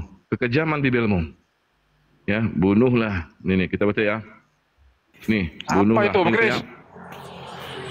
Durenom, Chris. Ya. Nih, Bilangan 31 ayat Al-Anfal 17. 12 lah baca, Iya, Pak. ya. Nah, maka sekarang bunuhlah semua laki-laki di antara anak-anak mereka dan juga perempuan yang pernah bersetubuh. Bun nanti kena benet. Ya. Maka sekarang bunlah semua laki di antara anak-anak mereka dan juga semua perempuan yang pernah bersetubuh dengan laki. Haruslah kamu bun. Ulangan 13 nomor 9. Tetapi bunlah dia pertama tanganmu sendiri yang bergerak untuk membunuh membunuh dia. Kemudian seluruh ayat. Ulangan 13 nomor 15. Bahkan di Al-Quran tertulis orang-orang Yahudi dan orang-orang Kristen harus dibinasakan dan desaklah mereka. Itu ayat perang itu. Mana ayatnya? Dibuka mananya? Mana? Ya baca aja di Al-Quranmu. Ya, mana? Saya tidak tahu membaca. Data. Mana? Ya, kita lihat apakah dalam Al-Quran itu ada bunuh? Kita buka. Bunuhlah. Adakah dalam Quran? Perangilah, penggalah leher. Al-Anfal 12. Iya, Al-Anfal berapa? Al-Anfal 12. Itu dalam perang. Emang dalam perang nggak boleh bunuh? Itu ayat perang itu. Itu untuk ayat mengantisipasi, Iya, orang yang keluar nggak boleh penggal. Itu waktu perang. Itu orang dalam yang perang keluar itu. dari medan Itu perang, ayat kemudian sedang berkhianat, perang. kemudian Sekarang berkhianat. Bibelmu, Kamu apa kan kata bisa Yesus? membela. Ya, Kamu kan apa bisa kata membela Yesus? Al-Quran. Barang siapa yang tidak suka aku menjadi rajanya, bawalah mereka ke hadapanku, bunuhlah dia, bunlah dia. Ini Yesus yang bilang loh. Yesus yang bilang, barang siapa yang tidak suka aku menjadi rajanya, maka bunlah di depan, bawalah kemari dan bunlah di depan mataku. Mana ayatnya, Pak? Lukas 19:27. Tunjukin ayatnya. Oke, buka ya. Lukas 19:27. Lukas 19:27. Kita buka. Ya. Lukas 19:27. Nih kita buka ayatnya. Itu Kita bawa data. perumpamaan. Iya, 27 kita kayak. Nih Lukas Itu 19. perumpamaan. Itu Oh, perumpamaan. perumpamaan. Ya. Perumpamaan tentang Akan sesuai. seseorang Ini, yang nih, punya nih. Kita hutang. buka ya. Iya, ini perumpamaan ya. Nih. Akan tetapi semua seteruku yang tidak suka aku menjadi rajanya, bawalah mereka kemari. Dan Itu perumpamaan kocak. di perumpamaan. Baca dari atas, Pak. Baca dari atas, Pak. Baca dari atas. Iya. Baca dari atas. Apa kata dengar dulu? Ini dengar dulu. Bacalah dari atas. Matius Itu 10:20 apa kocak. kata Yesus? 10:34. 10:34 apa kata Yesus? Apa Ya. katanya? Nih. Apa katanya? Jangan kamu menyangka bahwa aku datang membawa damai di atas bumi. Ya, saya jelasin ya, Bang ya. Berkaitan dengan ayat Matius itu, seperti pada Nih. waktu ini, ketika Yesus itu datang sebagai anak Allah, Padatuk menolak, makanya menurut persepsi Padatuk bahwa dia datang untuk perang. Kok aku pula yang Yesus yang Iya. tidak membawa datang damai, kok aku Bukan. pula? Begitu. maksud Jangan ayatnya. kamu menyangka. Aku ini siapa? Iya, begini. Jangan kamu menyangka bahwa aku datang untuk Aku ini siapa? Yesus. Yesus datang untuk membawa damai. Membawa damai untuk siapa? Ya, siapa yang Untuk tidak membawa orang damai? tidak menerima Yesus. Untuk Siapa orang yang tidak membawa menerima- damai? Iya, Itu dia datang konsepnya tidak membawa berbeda, damai Kocak. untuk Oh, umat konsep sendiri. berbeda kerja. Gini, itu maksudnya. Jangan kamu menyangka Dengar, bahwa kan cuman- aku datang untuk membawa damai di atas bumi. dengar coba dulu, terus. dengar dulu. Terus, Ya, lanjut. Gini, aku datang untuk membawa damai, melainkan Pedang. Terus. pedang ini buat apa? Motong ayam. Oh iya, oke. Siapa yang pernah dibunuh sama Yesus? Coba dijawab dulu. Ini ajaran Yesus dong. Iya, Ajaran siapa yang Yesus pernah- dong. Siapa yang pernah dibunuh sama Yesus ketika dia membawa pedang? Ajaran Yesus buta nih. Hah? Ajaran Yesus enggak? Yang saya tanya, siapa yang pernah dibunuh Ajaran sama Yesus enggak? menurut Iya. ayat yang kamu Oke, baca? kita buka di dalam bilangan 31 nomor nih. Bilangan 31 kita buka. Ya, kita buka bilangan 31. Ini Bibel mau dari perjanjian lama sampai perjanjian Tinggal baru, jawab tidak ada aja satu pun ketika yang- Yesus itu Iya, membawa iya, kita buka, pedang, kita buka, siapa kita yang buka. pernah dibunuh Nih, kita sama buka. Yesus? Tinggal Ya, jawab. bunuh menurut lah kita Bibel. kayak bun-bun lah, bun-bun lah kita buka ya. Oke. Bun-bun lah. Nih kita buka ya. Nih kita buka ya. Bilangan 31:17 ya. Maka sekarang bun-bunlah semua laki-laki dan anak mereka dan juga semua perempuan yang pernah bersetubuh dengan laki-laki. Haruslah kamu bun-bun. Tetapi bun-bunlah dia. Pertama tanganmu sendiri yang bergerak untuk membunuh dia. Kemudian seluruh ayat. Ulangan 31 ya. Hakim-hakim 8:20 ya. Kemudian Hakim-hakim 9:84 ya. Nah, 1 Samuel 15:3. Jadi sekarang pergilah, kalahkan orang Malek, tempaslah segala yang ada padanya, dan jangan ada belas kasihan kepadanya. Yang Bunlah saya tanya semua begini, laki-laki. Bang. Ini adalah Menurut ayat itu, siapa yang pernah dibunuh sama Yesus? Jangan main. Yesus gimana mau bunuh orang? Dia yang dibunuh. Iya, apakah Yesus pernah Dia membunuh yang orang? dibunuh. Bahkan dia yang ditelanjangi sampai tidak ada celananya. Iya, betul. Aku pakai Roh Kudus. Aku pakai Roh Kudus. Ini, Jadi nggak bisa nambah. apa yang Nggak bisa nambah. disampaikan Yesus itu Iya, ketika aku dia bisa nambah. dibunuh? Ketika dia Jadi, disiksa, nih aku baca dulu ya. Jadi nggak bisa nambah. Nih. 1 Samuel 12, 1 Samuel 22:17. Ya, nih Tuhan ya, kita buka. Nih kita baca datanya ya. Ini kekejaman ya. Di kekejaman Bibel ini ya. Itu kekejaman Bibel. Baca Bibel itu. Yeremia 50:27. Bun-bunlah segala lembunya, biarlah rembah semuanya untuk dibantai. Celakalah mereka sebab waktunya sudah tiba, saat penghukuman atas mereka. Buat apa lembu dibunuh? Nih, Sudah jelas. datanya bunuhlah tidak boleh. gembala. Ya, bahkan Yesus sendiri mengatakan, ya, nih di dalam kita baca ya. Nih, di dalamnya. Gembala kita baca ya. Nih, kita baca. Nih, dibaca. Nih, kita baca. Aku akan membunuh gembala kata Yesus. Ya, ini kita baca ya, berkata ya. Kita baca, ya, nih kita baca. Kita baca Bibelmu. Kita buka ya. Kita ya. Kita baca ya apa kata Yesus. Ya.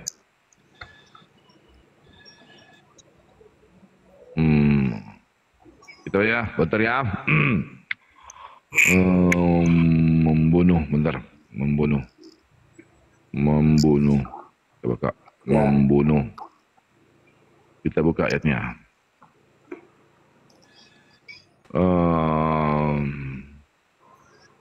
Kemudian di Yohanes. Saya susah kalau cari Yesus. Ada ayatnya. Ada ya. Iya. Ada. Susah kalau cari Yesus membunuh orang ya. Kalau Muhammad banyak. Pada waktu itulah si mereka akan meletakkan dirinya, tetapi Tuhan Yesus akan membunuhnya.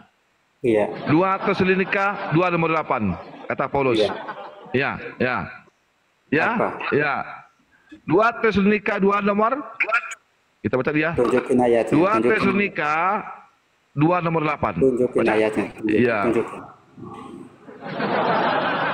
Sudah. Kalau cari Yesus. Ini kita baca ya. Kita baca di sini. Ini apa ini? Yang ada itu ini apa nih? Tuhan Yesus akan membunuhnya. Apa nih? Di mute, jangan di mute. Ini apa ini? Iya, terus. Ini apa ini? Iya, terus baca lanjut. Ini apa ini? Terus apa? Lanjut bacanya. Jadi datanya ada. Lanjut bacanya. Dari atas. Aku lanjut bacanya. Ini ya, nih. Pada waktu sebenarnya baru akan meletakkannya, tapi Tuhan Yesus akan membunuhnya. Membunuh apa? Kemudian membunuhnya. Siap. Ya. Yang dibunuh. Membunuh apa itu? Jangan dikasih potong-potong ayat. Aduh. Itu perumpamaan. Perumpamaan. Bentar tadi kan. Perumpamaan. Perumpamaan katanya. Coba dibaca. Jadi di Bibelmu perumpamaan semua. Ya.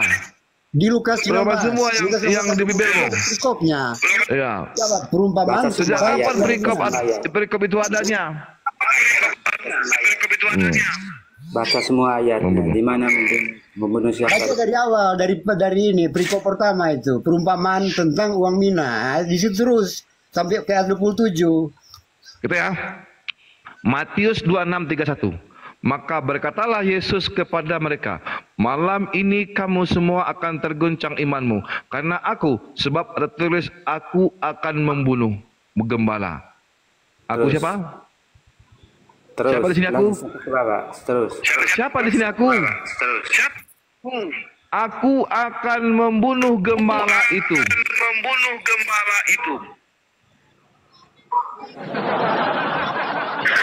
Nah, kabur ke semangat lagi. Ya.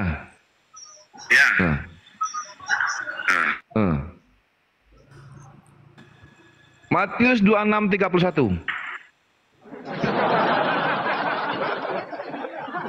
Kau bilang itu perumpamaan. Tunjukkan sama aku, apa itu perumpamaannya? Matius 26:31. Baca. Maka berkatalah Yesus kepada mereka, malam ini semua akan terguncang imanmu, karena aku, sebab ada tertulis, aku akan membunuh gembala dan kawanan domba itu akan tercerai-berai. Hebat.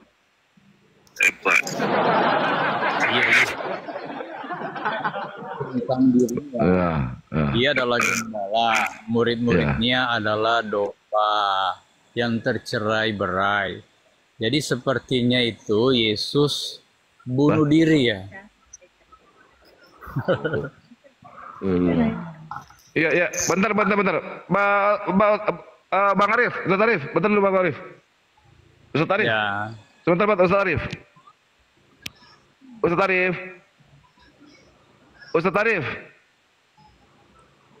Arif.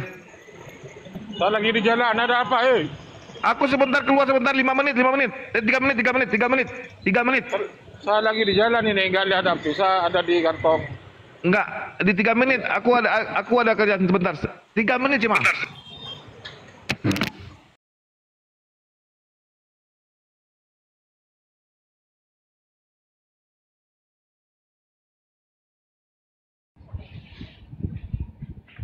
Oi. Bang Paul Apa tuh, udah Bang? disunat, Bang? Udah disunat belum, Bang? Bang? Udah, alhamdulillah. Udah ya? Alhamdulillah, udah disunat ya. Baik, silakan naikkan moderator yang lain. Kalau ada yang mau diskusi, silakan. Ada waktu setengah jam lagi. Jeff, kau udah sunat belum, Jeff? Privasi. Nggak usah nanya. Ya Pak udah. Ben. Ya. Ya udah, kalau kau sebelum kau jawab, kami pun jawabnya privasi nanti. Sampai kiamat kurang 2 hari. dalam ilmu kesehatan itu Privasi, udah, privasi. Udah. Ya. apa lu pengen tahu Naikkan. banget, lu pengen lihat. Kalau gue sunat lu pengen lihat, kalau belum sunat lu pengen lihat. Nah pasti Pak Beni, pertanyaannya mau lihat apa mau pengen tahu, Pak Beni? Kan kita pengen tahu, bukan pengen lihat. Jijik Ya, banget gua ngeliat punya lu. Mau ngapain? Ya. Jadi ente juga jangan baper. Ketika ente bertanya, ya emang kami itu jawab privasi. itu kan ngomongin Nggak usah selangkangan baper. di iman Kristen itu kan selangkangan. Gini Jeff, ya. Selama gini loh, ini kan room diskusi lintas agama nih. Selama masih ada kaitannya dengan kaidah atau agama itu sendiri, jangan jawab privasi.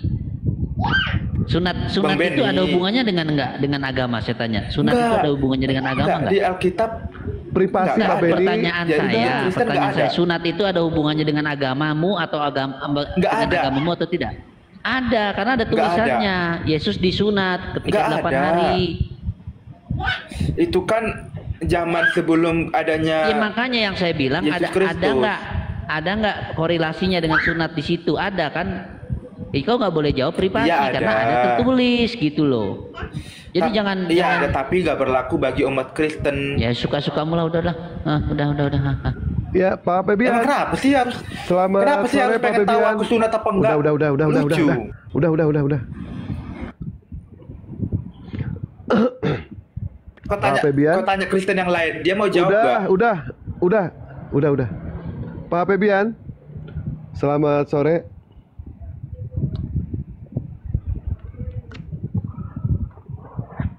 Pak Febian. Naikkan yang lain aja moderator. Mungkin Pak Febian lagi jauh dari perangkat. Bentar Bang Dewa, sambil ngambil ngisi waktu, nunggu saudara kita yang lain naik. Gini Jeff, kalau kau bilang tadi itu tidak ada perintahnya, ada nggak perintah nyembah Yesus, kutanya? Akulah Yesus Tuhanmu. Yang sembahlah adanya- aku. Ada nggak perintahnya? Ada nggak perintahnya, kutanya? Yang adanya yang adanya Ya ada nggak perintahnya, nggak ada. Malah kutanya. justru Tadi Yesus kau bilang bilang sholat, butuh sunat nggak ada dihormati. perintahnya. Nggak ada perintahnya, itu tradisi. Oke? Sekarang kutanya, ada nggak perintahnya untuk menyembah Yesus? Aku Yesus, sembah Tuhan Yesus aku. Ada nggak bilang perintahnya? Tuhan Yesus bilang aku tidak membutuhkan hormat dari manusia. Ya terus kalau nggak butuh, kenapa kau hormati? Orang nggak butuh kok. Udah jelas dia bilang Karena aku dia tidak butuh. hakikat- Kenapa kau hormati? Karena dia pencipta. Apa yang diciptakan? Apa yang pernah diciptakan Apa aku sama di-mute? Yesus? Ya apa yang pernah diciptakan sama Yesus? Kutanya apa? Sendal jepit, sendal karet? Apa yang pernah Yohanes 1 ayat diciptakan? 3. Apa? Yohanes 1 ayat 3. Jangan Yohanes jangan 1 ayat di-mute. 3 Tadi itu bilang apa? aku Nggak ada macet. penciptaan di situ, nggak ada penciptaan. Penciptaan itu adanya di perjanjian lama. Ya Yesus itu kan Allah itu sendiri yang merupakan firman. Dari mana judulnya Yesus Allah itu sendiri? Dari mana judulnya? Ya Yohanes 1 ayat 1, firman itu adalah Allah. Di mana judulnya Yohanes 1 ayat 1? Kau tahu terjemahan itu dari mana? Ya terjemahannya dari bahasa Yunani itu juga ada. terjemahan dari Elohim, Pontius Theos. Pilatus. Kenapa kau pakai? Emang itu Yesus yang bikin? Iya kan Yesus itu kan berbicara melalui nabinya. Siapa nabinya? Nabinya Yesus siapa? Yohanes. Nabi Yohanes. Yohanes, dari mana Yohanes jadi nabinya? Yohanes siapa? Yohanes siapa Kamu namanya? tahu nggak? Siapa nama Yohanes Kamu itu tahu namanya nggak arti? siapa? Namanya Yohanes Kau itu tahu siapa? nggak Nama arti nabi panjangnya itu siapa apa? coba? Iya, kau tahu nggak Yohanes arti itu nabi anaknya itu siapa? apa? Kau nanya mulu. Iya, Aku Yohanes nanya itu dulu. siapa? Kau nggak- Yohanes itu nabi terakhir di Ya umat nabi Kristen. yang namanya Yohanes itu ada binnya nggak? Ada siapa? Nama bapaknya siapa? Emang kenapa dengan bapaknya? Loh, kenapa dengan bapaknya? Yang namanya nabi itu punya silsilah, punya keturunan, punya nasab kalau dalam Islam. Bukan asal sebut jadi Nah, nabi, terus jadi kenapa rasul, ketika nggak ada- tahu bapak ibunya. Gimana sih anda ini? Anda aja mau masuk Iya. TK ditanya. Nih, dengar. Anda ini kan ngomong ya dari Anda mau masuk TK aja ditanya nama bapaknya siapa, nama ibunya siapa, akte kelahirannya mana. Ya, hubungannya Ini apa ujuk-ujuk dengan- jadi dengan nabi nggak jelas penciptaan? nama bapaknya, nggak jelas ibunya. Ujuk-ujuk jadi rasul Hubungannya apa dengan gara-gara penciptaan? sakit sawan gimana Anda ini? Nggak jelas. Kalau sama saya jangan bicara Iya. nabi, jangan bicara rasul karena saya orangnya akademis. Saya akan kejar kamu sampai keturunannya nanti gitu loh. Saya nggak bisa kamu bohong-bohongin gitu. Kalau mau Ngapain aku diskusi bohong? sama Aku- saya nggak aku bisa di- bicara nabi, nggak bisa bicara kalau nggak ada buktinya. Kalau sama saya ada buktinya Iya, ngapain aku? semua. Aku ada Nah sekarang dalilnya. buktikan Aku nggak- ngapain sama aku bohong? saya. Kalau Orang kerjaan. kitab Bibelmu itu ini apa? Asli buatan Tuhan. Asli buatan Tuhan, bukan buatan Tuhan, para rasul. Ya kok. firman Para Tuhan nabi maksud dan- saya. Mana buktinya? Mana Ya. buktinya? Ya, Buktikan buktinya sama ya- saya. Bibelmu itu asli firman Tuhan, buktikan sama saya. Coba. Dari mana buktinya? menjelaskan sejarah pekerjaan Allah. Contohnya Musa. Ya di Musa mana? menyelamatkan Itu kitab sucimu itu Israel. firman Tuhan atau bukan? Menurutmu? Hah? Ya, firman Tuhan. Coba. Ya Firman Tuhan. Yakin itu firman Tuhan. Ya yakinlah orang itu yang Oke. diimani orang Kristen. Oke, firman Tuhan ya. Lukas juga firman Tuhan berarti ya. Semua yang tertulis di Alkitab itu firman Tuhan. Kebenaran. Firman Tuhan, baik. Ya saya tunjukkan, nggak apa-apa, nggak ada masalah sama saya. Kamu mau ngaku Kamu firman tahu Tuhan nggak arti juga nggak ada kebenaran? masalah. Tahu nggak arti kebenaran? Ini, tahu. firman Saya tahu tahu nggak? arti kebenaran. Ini kau Apa jawab arti dulu firman? ya. Apa arti firman? Ya, nih. Apa arti firman? Lukas 17:36. Diam Jeb. Kalau nggak nanti kuturunkan kau. Kalau kau ngoceh terus. Ya terserah. Kalau kau nggak bisa diskusi. Lukas 17:36 Nanya mulu. ya. Kalau ada 2 orang di ladang, yang satu akan dibawa pulang, yang satu dibawa dan yang lain ditinggalkan. Oke, bunyinya seperti itu. Apa di sini bunyinya? Ayat ini tidak asli. Tidak asli itu artinya apa? Palsu. Ini firman Tuhan kamu bilang. Ayat Ya, palsu ini kalau- kamu bilang firman Ya Tuhan. bukan berarti itu bukan kebenaran, bukan Iya, ini berarti. firman Yang Tuhan kamu penting kan- bilang. Oh, udah dibilang ayatnya palsu, kok kebenaran dari mana? Apa yang benar dengan barang palsu? Emang kalau Apa kitabmu benarnya itu dengan barang palsu? direvisi Saya tanya. gimana? Saya tanya, apa yang benarnya dengan kamu nggak barang tahu palsu? ya kitabmu itu Apa yang direvisi perlu udah 3 ketahui kali. dengan barang-barang palsu kayak Kamu gini? tahu Apa yang perlu nggak? ketahui? Ini kayak diskusi kusir, kayak orang gila. Ya kau yang debat kusir. Kalau aku tunjukkan data ini, Ya, kau bantah dengan datamu, bukan kau modal congor. Emang kitabmu nggak direvisi? Emang kitabmu nggak direvisi? Bukan direvisi. Kalau direvisi silahkan, tapi ini ada tulisannya tidak asli. Di mana Ya, sama bukti Al-Quran aja. direvisi? Tunjukkan datanya, Ya, silakan. sama aja itu. Udah, itu nggak usah modal itu ada congor. penambahan karena dari ada Buktikan. naskah-naskah Saya sudah tunjukkan yang data lainnya. buat kamu, Jeb. Ya, saya sudah tunjukkan data buat kamu.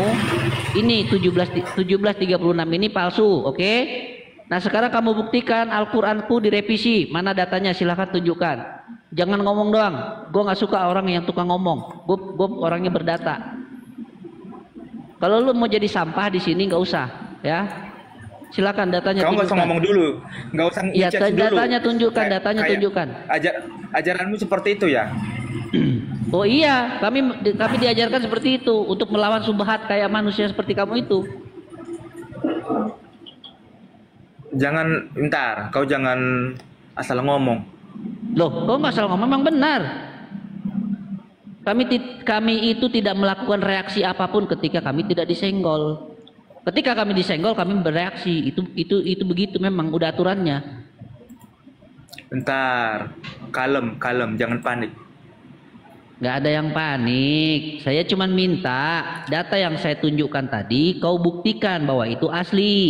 Itu yang pertama. Yang kedua, saya minta datanya Al-Quran itu direvisi menurut pendapat kamu tadi, silahkan tunjukkan datanya. Kalau kau cuma di sini cuma bawa mulut doang, jangan berdiskusi dengan saya, dengan kambing. Diam. Aku lagi cari.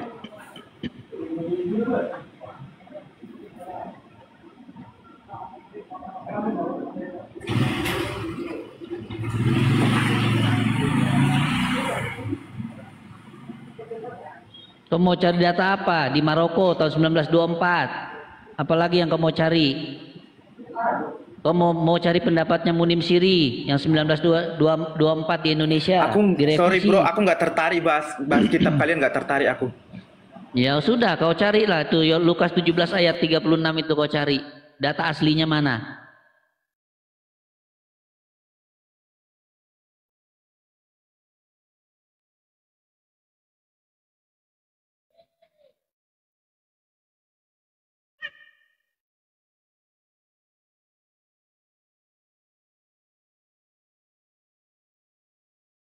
Aku bentar.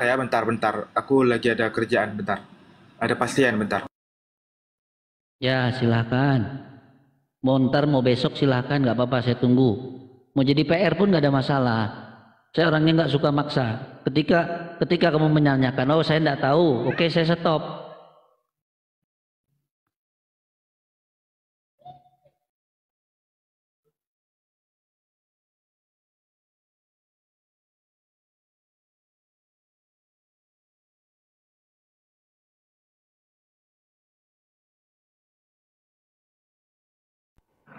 Sebenarnya ya Ikhwan Billah ya, sunat itu bukan urusannya dengan kesehatan atau medis, bukan. Tetapi itu timbul karena Islam menganjurkan untuk disunat. Akhirnya orang-orang kafir itu mencari alasan, mereka itu mencari informasi. Kenapa sih yang namanya kita itu harus disunat? Dicarilah informasi itu sama para dokter, dan ternyata dokter menyimpulkan benarlah apa yang dikatakan oleh Allah di dalam Al-Quran. Ternyata perintah sunat itu adalah untuk kesehatan. Jadi bukan alasan untuk kesehatan awalnya, bukan ya. Tetapi mereka orang-orang kafir mencari tahu, kenapa sih orang Islam itu disuruh disunat? Dan terus ya, seperti halnya contoh makan babi. Makan babi itu, kenapa umat muslim itu tidak boleh makan babi? Orang-orang kafir itu meneliti, ada apa dengan babi ini? Kenapa sampai umat muslim itu dilarang makan babi? Allah hanya memerintahkan di dalam Al-Quran, jangan makan babi. Kami sebagai seorang hamba Tuhan, kami taat. Kami patuh, kami ikuti. Akhirnya apa? Orang-orang kafir itulah yang meneliti, ada apa? Umat Islam itu sampai dilarang makan babi. Ternyata dapatlah kesimpulan, dan akhirnya Islamlah benar itu. Ternyata daging babi mengandung ini. Dan ketika ada orang Kristen pada saat itu diskusi dengan dewa, bukankah yang namanya daging babi itu ketika kita bakarnya sampai 120 derajat, cacing-cacingnya pada mati? Gini ya Ikhwan Billah ya, apapun alasannya, mau dibakar 120 derajat, mau dibakar 150 derajat, ataupun 200 derajat sekalipun, yang namanya sudah dilarang, itu udah harga mati. Kita tidak boleh, ya. Walaupun cacing pitanya sudah mati, tetap yang namanya larangan tidak boleh. Allah menciptakan makhluk itu ada 3. Yang pertama untuk dijadikan sebagai saudara. Siapa itu? Tentu kita sebagai umat muslim, sesama umat muslim. Yang kedua, Allah menciptakan makhluk itu untuk kita hindari. Apa itu? Seperti babi, anjing, jelas itu untuk kita hindari. Dan yang ketiga, Allah menciptakan makhluk itu untuk kita musuhi. Siapa dia? Jelas itu adalah iblis laknatullah. Selesai sudah, ya. Nah, jadi kita diberikan batasan-batasan sama Allah, begitu ya, Ikhwan Billah ya. Jadi bukan alasan itu kesehatan, bukan. Orang-orang kafir itu yang meneliti, kenapa harus disunat, begitu. Mantap Pak Ben, kejar terus, jangan sampai privasi. Pacong tenggelam ini, Pacong. Iya, Lanjut dia Pak Ben lagi ya. ada pasien katanya, lagi ada pasien atau nggak tahu mau lagi nyari data entah sampai ke Bukit Golgota sana dia nyari datanya kali. Lucu kemarin diskusi privasi. Begitu dia nanya ke Dewa, Dewa balas privasi, marah dia.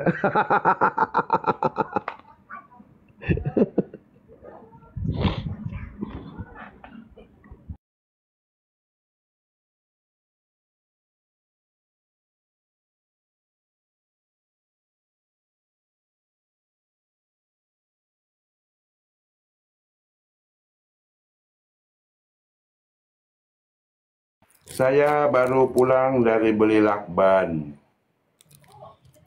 Buat bungkus punya Pak Beni pastel 1 kilo.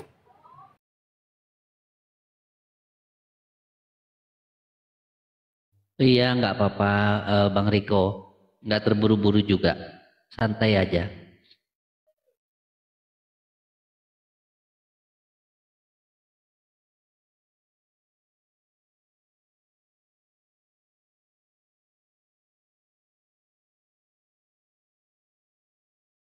Saudaraku yang 800 jika mau PO cemilannya silahkan ya, kami tunggu. Ada pempek sutra tenggiri, abon tenggiri, pastel abon tenggiri, kerupuk tenggiri, peletek tenggiri, stik tenggiri. Mau lihat fotonya nih, lihat ya, saya baru datang tadi untuk pemesanan orang Medan. Bang Dewa gedean dikit dong.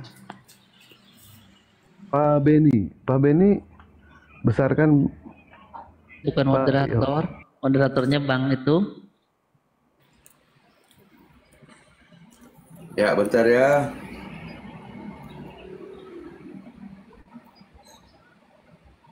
Nah, ini peletek pemesanan orang dari Medan, dia beli sebanyak 7 kilo ya. Ini stiknya, stik tenggiri, ini peletek tenggiri. Nah, ini ada beberapa kilo ya. Nah, ini ada beberapa kilo. Ini peletek tenggiri lembut banget, gurih lembut. Ini stik tenggiri. Ya, ini pastelnya. Jadi kami udah kumpulkan, jadi yang mau PO silakan ya, kami akan kumpulkan baru kami kirimkan ya. Caranya PO-nya langsung ke WhatsApp kami ada di profil, di bio. Dibuka aja akun saya, ada nomor WhatsApp di bawahnya. Terima kasih ya. Itu nanti kalau untuk tanya-tanya langsung ke WhatsApp aja Bapak Ibu, ke WhatsApp saya ya. Nah, ini enak sekali untuk lebaran, kalau di toples ini habis cepet ini. Soalnya ini namanya peletek ikan tenggiri. Ini stik ikan tenggiri. Yang tadi itu pastel best seller juga itu. Ya, silakan kami tunggu ya untuk bertanya-tanya di WhatsApp aja, ada di bio ya nomor WhatsApp saya. Terima kasih. Insya Allah amanah dan halal. Jangan lupa bahan terbatas. Jadi siapa dulu siapa dapat ya. Karena banyak sekali orang buat soalnya. Tanya ke WhatsApp aja ya. Tidak bisa COD, langsung transfer, via transfer. Ada yang gratis nggak tuh katanya? Ada yang gratis. Ambil sendiri di Bangka Belitung. Nah, ke Bangka Belitung silakan ambil ya. Kirim ke seluruh Indonesia, Malaysia, Singapura bisa semua ya. Dari Sabang sampai Merauke ya. Bisa mau ke Bandung, Surabaya, Jogja, Kalimantan, Sulawesi, Bangka Belitung, kemana-mana pokoknya sampai ke ujung Aceh sana bisa. Ya, dengan syarat ya nggak bisa COD dan langsung share alamat lengkap untuk mencek ongkirnya. Langsung ke WhatsApp untuk informasi selanjutnya ya. Terima kasih, lanjut Pak. Ya saudaraku yang berminat untuk pesen cemilan pempek itu ya dari Bang Riko, silahkan diklik di bio, ada nomor WA-nya, silahkan dipesan langsung. Pesanan saya juga kebetulan lagi dalam perjalanan, jadi belum bisa testimoni ya, tapi insya Allah banyak yang bilang produknya enak gitu ya, banyak yang bilang produknya enak makanya dipesan. Silakan saudaraku yang mau pesan ke Pak Riko. Nah ini juga teman-teman ya, perlu ada sedikit pengetahuan, mungkin banyak juga yang sudah tahu ya, bahwa di dalam Islam itu kan dianjurkan ya, disunahkan minum untuk sambil duduk, makan minum untuk sambil duduk gitu. Itu apa penyebabnya tuh diperintahkan seperti itu, sunahnya seperti itu? Karena menurut ilmu pengetahuan zaman sekarang ya dalam kesehatan juga sudah ada penelitiannya bahwa kalau minum sambil berdiri atau makan sambil berdiri itu dapat merusak proses kerja ginjal dalam jangka waktu yang panjang. Kenapa? Karena ketika kita minum sambil berdiri itu tekanan air yang masuk ke dalam tubuh manusia itu cepat, tidak ada hambatan. Makanya dalam proses jangka panjang itu dapat merusak lambung, ginjal dan seterusnya dan sebagainya gitu ya, bisa merambat kemana-mana. Kalau ginjal udah rusak udah kemana-mana larinya, harus cuci darah, cuci ini cuci itu dan segala macamnya gitu. Tahu deterjen sekarang mahal.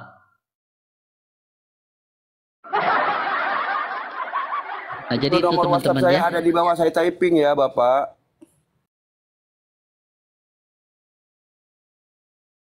Boleh mau kirim ke Kubu Raya juga boleh, itu ada nomor WA-nya, silahkan di DM nomor WA-nya, di itu ya. Jadi semua di dalam Islam itu larangannya itu bukan hanya bentuk kepatuhan saja.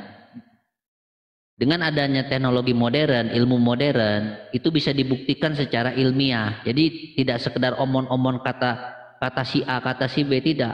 Setiap perintah dan larangan dalam Al-Quran itu pasti ada baik buruknya, ada motorotnya. Dan sekarang sudah terbukti minum sambil berdiri itu motorot ternyata. Dalam jangka panjang itu bisa merusak. Apa? Ya, gini loh maksudku teman-teman. Kenapa ya kalau kalian itu dibahas tentang dalil hadis atau Al-Quran kalian itu, kenapa kalian ketika ada yang beneran nyatai seperti itu kalian gak mau membahas atau menolak? Kenapa? Gini bro, Jeb, kalau sama yang lain lu boleh lah begitu ya. Kan setiap orang ini punya gaya diskusi masing-masing, betul nggak Jeb? Betul nggak? Ya. Ada yang suka tiktokan, ya seperti orang ngobrol. Ada yang suka begini, suka begitu. Kalau gua mau diskusi dengan data, nggak mau dengan mulut. Gue punya data, lu bantah data. Kalau lu bantah dengan mulut, gue nggak mau. Gue diem, gue nyerah. Gue angkat bendera putih deh, gue ngalah deh, gitu. Kalau gue orangnya gitu, Jeb. Gue nggak mau maksa orang. Jadi ketika gue kasih data, ini palsu, buktikan. Kalau itu tidak palsu dari mana? Kamu harus buktikan. Kalau saya punya tesisnya, kamu harus antitesisnya, gitu loh. Kalau kamu hanya sekedar, oh itu otoritasnya begini begitu, udah saya nyerah, saya angkat bendera putih deh, nggak apa-apa. Kamu bilang saya kalah, nggak apa-apa, gitu. Saya nggak mau capek panjang lebar ngomong. Iya, contohnya kayak tadi nih, aku kan mau bahas kemarin kan sempat aku bahas hadis Musnad Ahmad. Yang kemarin, yang ini diomongin sekarang. Yang kemarin kamu dengan siapa? Kan saya nggak tahu. Belum dibahas. Iya, Kan saya belum nggak tahu dibahas. kamu dengan siapa kemarin, bukan dengan saya kan? Iya. Oh iya, ya udah. sudah, jangan aku mau bahas bawa sekarang. persoalanmu, Bisa nggak? jangan bawa persoalanmu denganku gitu loh. Kan kemarin adanya kau ikut-ikutan privasi kau bilang. Loh, kan gitu kamu ngebahasnya dengan Bang Dewa. Saya kan cuma buat lucu-lucuan Ya lu juga jawab privasi privasi. itu. Ini juga sama ngomong kayak gitu privasi. Itu kan cuma buat lucu-lucuan aja, Jeb. Ini kali, baper kali ke orangnya. Enggak, masalahnya kan kemarin kan aku mau bahas tapi diturunkan gitu loh. Kalian jawab privasi terus diturunkan. Ya habis kamu juga konyol gitu loh. Ketika di ranah diskusi, sesuatu yang ada kaitannya dengan diskusi, kau bilang privasi, itu kan konyol namanya. Itu enggak dalam ketetapan dalam Kristen loh, enggak suatu ketetapan yang Masalah harus ketetapan dilakukan. atau enggak, tapi yang jelas nyata-nyatanya itu tertulis di dalam kitab sucimu, gitu loh. Segala sesuatu yang sudah ditulis dalam kitab suci jangan dibilang privasi. Semuanya tertulis di semuanya Ya tertulis sudah, di Alkitab. kalau begitu Mau jangan racun, tulis privasi, mau- jangan kau bilang privasi gitu loh. Orang udah Ya jelas-jelas malu tertulis lah. kau bilang Malu privasi. kali ngomongin bagi orang Kristen itu malu ngomongin sunat atau enggak karena ngomongin Ya, keselangkangan. tinggal kalau misalkan ditanya, Jeff kau sunat nggak? Sunat. Jeff kau sunat nggak? Tidak. Selesai. Kenapa mesti malu? Nanti kalian framing lagi. Ya Allah ya Robbi, Jeff. Udahlah suka-sukamu lah, udah. Udah jawab dulu itu tadi Lukas 17 ayat 36 itu palsu. Kenapa bisa ada barang palsu di dalam Saya kitabmu? bukan kapasitas saya itu kapasitas LAI. Tapi memang ada banyak Ya, sekarang begini namanya bro, kitab. sekarang begini, kalau kita ngomong tentang kitab suci, Kan kalau naskah ya, aslinya kan kita punya beberapa, ada yang Septuaginta, ada yang Masora, ada yang apa yang dari huruf V itu. ya ada Vulgata, Septuaginta, ada yang Masora, Sinaiticus, Vaticanus, Bezae, apalagi Vulgata. banyak. Nah, kita kan acuannya yang mana dulu kan banyak. Loh, Tapi itulah itu semua persoalannya. ada di LAI, ada di LAI itu, semua. kitabmu itu di situ persoalannya. Terlalu banyak orang yang menuliskan, akhirnya nggak ada yang beres satupun. Ya bukan nggak beres. Kalau nggak beres, kenapa bertahan kitab suci kami sampai 2000 Ya tahun? bertahan itu karena kedunguan, bertahan itu karena kedunguan, enggak. bukan karena kepandaian. Coba kalau aku bilang kamu Oke, sekarang karena sekarang gini, coba gini Jeff, satu lagi saya kasih sama kamu biar kamu aku nggak tambah wajar nggak aku ngeyel, bilang Jeff, begini ya. bentar. Bang Beni bisa nggak wajar nggak aku Jeff, bilang kalau misalnya Bang aku Beni nggak dulu mau diskusi pakai mulut, pakai congor gitu nggak mau. Iya, Kau buktikan dulu, baru Iya, ngomong. makanya Kalau nggak dengerin. kau bisa buktikan, kasih Iya. kamu ngomong.